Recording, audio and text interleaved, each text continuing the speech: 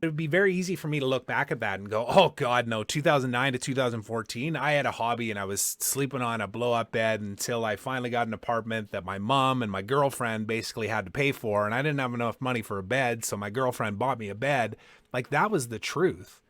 And I was this struggling entrepreneur, always trying to prove myself. And that was around the time that I met Lewis Howes too. And Lewis and I worked together from like 2010 to 2014. I ran a property of his called Sports Networker, and we had crossed paths because of LinkedIn. He had an idea to create an online course, as did I. We both wanted to call it Linked Influence. We didn't know each other at the time. I happened to register the domain, linkedinfluence.com.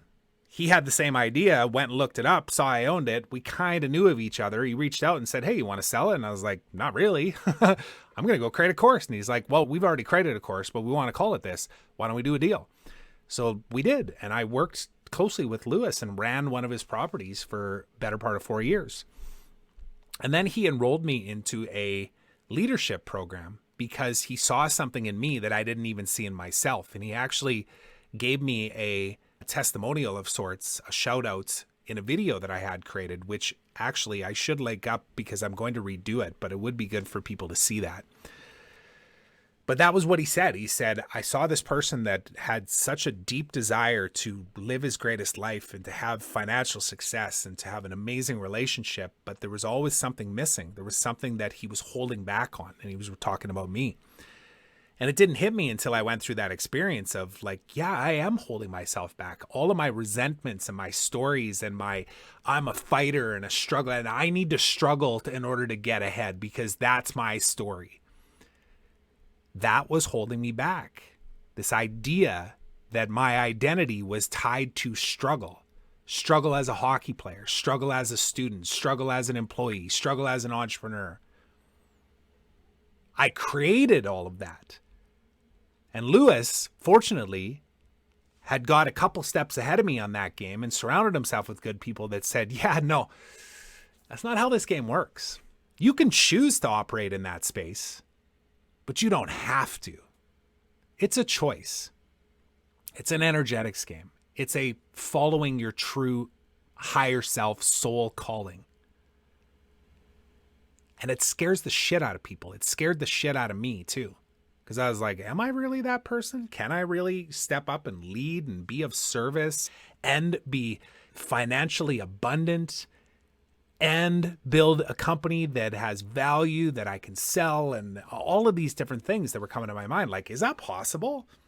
So I remember back in 2014, a death occurring of, I'm no longer a struggling entrepreneur. Now, it wasn't to say that my financial situation changed a whole bunch. Like, I was still doing well, but I was wanting to do better. But it was here. There was a mindset shift that says, I'm not that person anymore. I get to step into the person that I know that I truly am.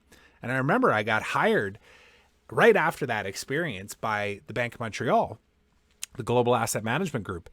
And because they wanted to do a cross Canada speaking tour at like 16 or 18 locations or something right across Canada.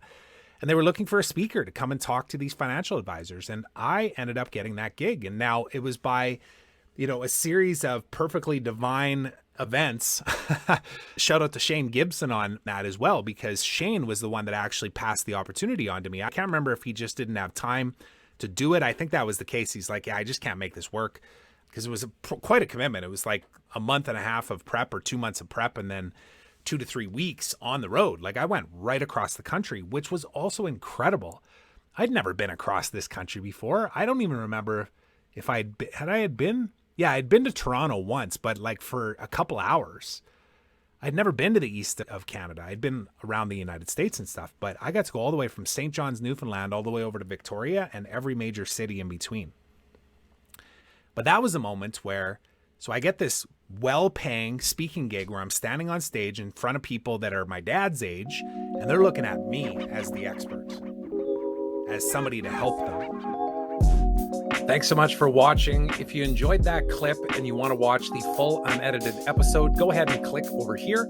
And while you're at it, don't forget to subscribe. It really does mean a lot to me. Thanks so much.